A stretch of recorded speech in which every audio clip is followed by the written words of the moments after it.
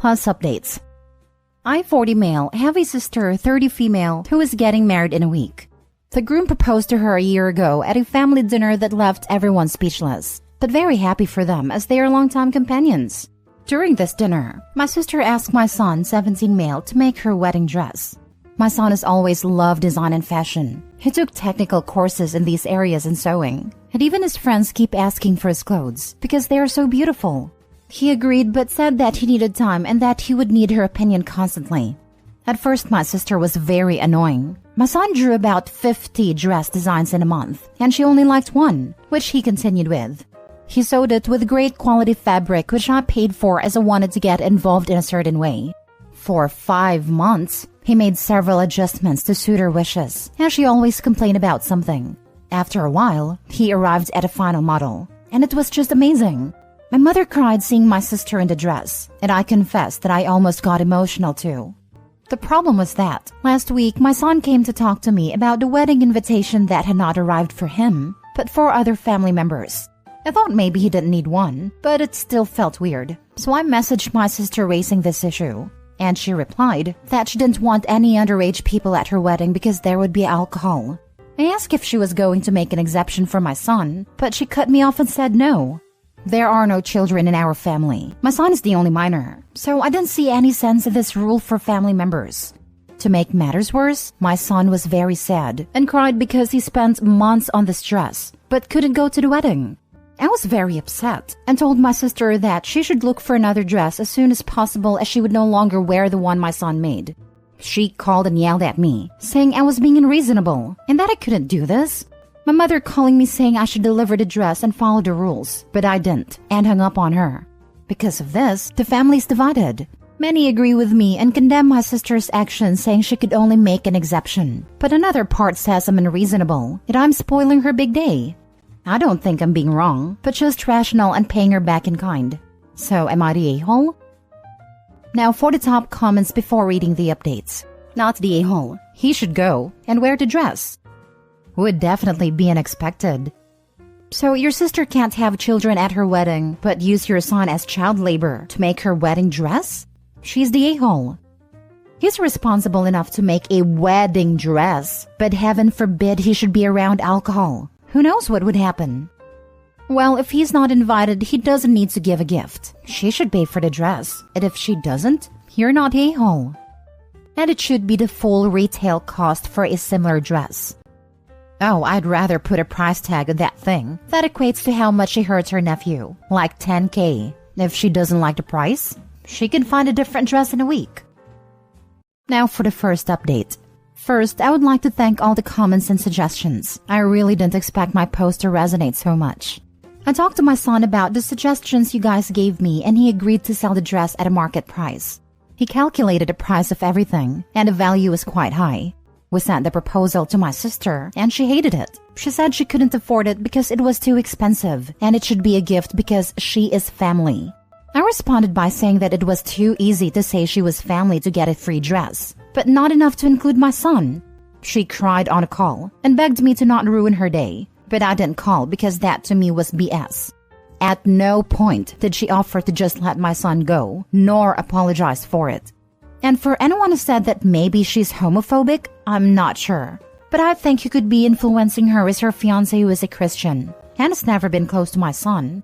However, I don't care if he's doing it or not. If she wants to exclude my son from this event, then she will also be cutting ties with me. And for those who are asking for a photo of the dress, I'm sorry to disappoint you, but my son didn't agree and unfortunately I won't post it because of that. If anything else happens, I'll let you know. Until then, thank you all. If you don't mind, how much was the value of the dress? Also, you made a good decision. Wishing well for you and your son. Something around 22 to 25K. I think you miscalculated. You forgot the 20% tax because you're taxed for being an a-hole. So that raises the price to $30,000. Please, please, please tell me you have security cameras on your house. She may become unhinged enough to try to steal the dress from your house. Maybe find a secure location to store it until after the wedding. I'll do that. Wow, if she had the audacity to steal the dress, you could file a police report with pictures of the dress and tell the police the exact day she would be wearing it. That would be some present to her to have the police show up and arrest her for wearing a stolen dress and then be perp walked off to jail. That YouTube video would get millions of views. Lol. The family would be in an uproar, but you can point out to them that nobody threatened her and said, "Go steal that dress." Best to just text her and tell her it was sold for $25,000. And your son was invited to the wedding. I read both your original and updated post. My first thought about her excluding only him is because she doesn't want him to get attention/compliments about him making the dress and how talented he is, because that would take away from her day. I love how you've handled this. You showed your son how to stand up for himself and let him know how important he is to you by standing up for him. I hope it all works out. This is what I thought. If the designer/maker is there, loads of people will compliment him. And she sounds snob enough to be jealous of a 17-year-old boy. Now for the second update. Sorry for the delay. It's been a busy week. My family member skipped my sister's wedding and decided to have a party at a cousin's house instead of attending the wedding. My sister is obviously very upset and has cut us all off her social media. She got another dress to get married, but everyone thought it was cheap compared to what she was going to wear. And I would also like to inform you that someone already bought the dress that my son made. It was a good price, and that will help him cover his college costs. There's not much to say, but I'd just like to make this final point to let you guys know. Tale us all this time. When it comes to free favors and selfish demands, it's all about family comes first. When it comes to someone else's feelings, it becomes it's my wedding day and lifelong dream. Me, me, me.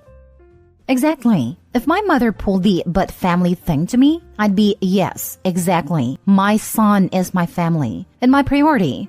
It is my sister who has forgotten family. Also, the other response would be, since when are people obligated to give gifts at weddings, of which they have not been invited to and have been specifically banned from attending? I'm glad Dad stuck to his guns. She violated 3 major etiquette rules. That as far as I'm concerned, it's a 3-strike situation. 1. You don't expect wedding gifts from people not invited to your wedding. 2. You don't expect minor children to give you a gift worth tens of thousands of dollars. And 3. If a family member does a major favor that helps make your wedding, like photography, cake, flowers, etc., they get an automatic invite and are publicly thanked in the wedding speeches at bare minimum, because they deserve recognition and respect for their hard work and skill. Imagine how simple this could have ended. Kid is invited and thanked with 1 sentence in wedding. Everybody's happy. No money, no issue, nothing. Opie's sister seriously expected to get her wedding dress for free and get away with not inviting her nephew who did a whole dress. This entire situation could have been avoided if she just invited Opie's son. It's wild. I don't understand how she would think she could do that. Just invite the lad. He's essentially gifted her $20,000+, which is likely the most expensive gift she'll get. Next story. Am I the a-hole for uninviting my mother-in-law for my wedding after she tried to sabotage my wedding dress? My future mother-in-law has never been a fan of me, 26 female, for the entire duration of mine and my fiancé's 29 male relationship. I'm honestly not sure why it is that she's always disliked me and been cold to me. But after multiple attempts over the years to build some type of relationship with her, in the 4 years we've been together, nothing has worked. She couldn't care about me, up until the wedding planning started a few months ago. My fiancé and I are paying for majority of the wedding ourselves, while my dad and stepmom are financially contributing as well. Mother-in-law and father-in-law have not contributed at all, but mother-in-law is giving her opinion on things as if she's footing the bill. You should make the themes this color. Make sure you have this dish on the menu to be served. Don't do an open bar. You don't want people being too rowdy. Make sure me, my sister, and cousin are sitting front row at the wedding ceremony, etc., etc. My fiancé and I are absolutely sick of this. Every time she tries to give an opinion, we politely shut it down and tell her we have it under control, but she just never gets the hint. But before she became such a nightmare, I regretfully invited her to come dress shopping, because I didn't want her to feel left out. Well, a few weeks ago, we went dress shopping. My mom and close friends came too, and I found my dream wedding dress. I have a curvy hourglass figure, and I found a dress that shows off my figure perfectly and makes me feel gorgeous. The dress is kind of revealing, low cuts on the chest and mermaid style, but it's nothing I'd be ashamed of my family and friends seeing me in. My mother-in-law, on the other hand, have hated the dress I chose. She made sure to express that to me multiple times. She even went as far as to say, "This is a wedding, not a strip club. I don't like it." Well, I bought the dress anyway since I'm the one paying for it after all. Then last night, while my fiancé and I are cleaning up after dinner, I received a call from the shop I ordered my dress from.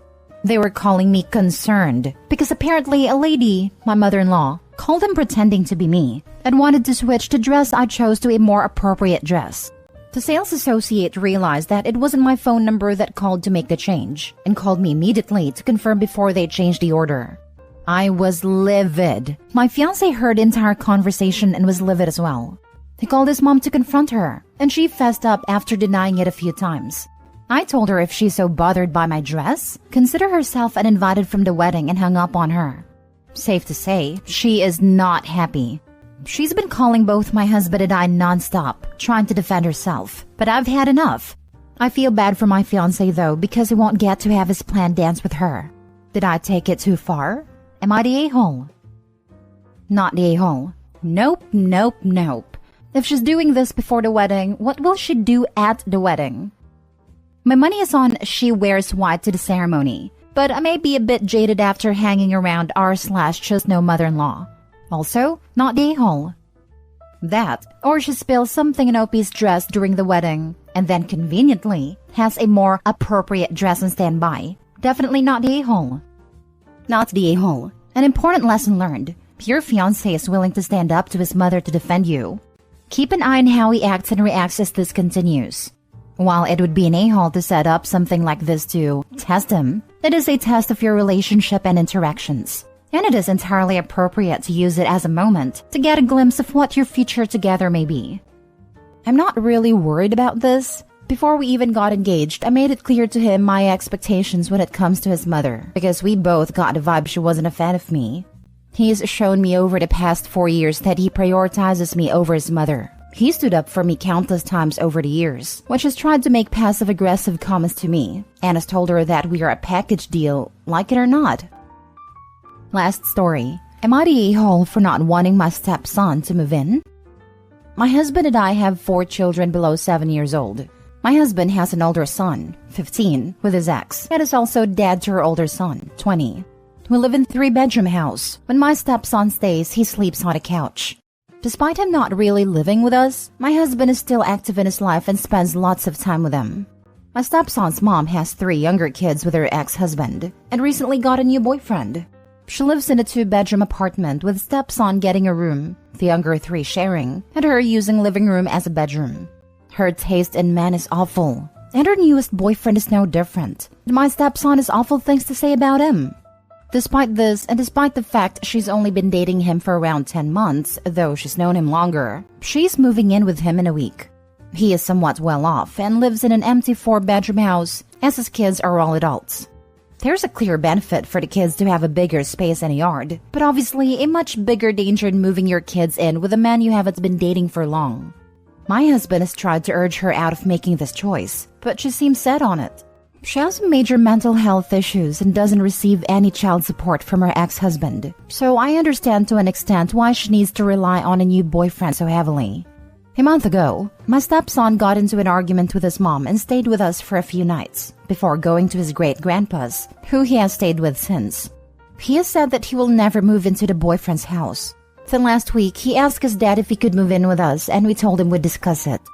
I don't like the idea for a few reasons. The main one is space, as we don't have a lot of it. He would either have to share with one of his much younger brothers, or we'd have to give him his own room and cram 4 kids in together. Another reason is that my stepson isn't exactly the easiest teenager, and has already proven to be a bad influence on my younger kids. And he has a bad temper. I told my husband this, and although he wasn't happy and tried to change my mind, he did go back to his son and tell him that it couldn't happen right now. If there weren't other options for him, my answer would be different. His grandpa's had spare room, and has already said he can stay for as long as he wants. My husband and I are also looking to look at other rental options, with 4 bedrooms for us to possibly move in the near future. We had dinner with stepson a few nights ago, and explained the reasoning and told him he was still welcome whenever he wants. He doesn't seem too upset, and is comfortable at his grandpa's. However, his older brother has apparently found out about the situation. He's in the military in another state and has called my husband up to call him a POS and evidently blamed the whole situation on me. Are we being a-holes? Is it not better to be in a home where he has his own space and is still close by both parents? Everyone sucks here. You, his dad, his mom, the boyfriend, everybody. Everybody created new families and seems to expect the teenager to fend for himself. He's in a bad situation with his equally crappy mom. As a father, your husband needs to man up and step in as a parent to ensure that he doesn't fall through the cracks. The tone of your post reads that you don't care about anyone other than the kids you created. If the young man has issues, who could blame him? The adults in his life are failing him. Absolutely. It's heartbreaking that both his parents and stepmother have completely failed him. I have a feeling this supposed search for a 4-bedroom house will never happen, and I doubt OP's seriously trying to fix the issue here.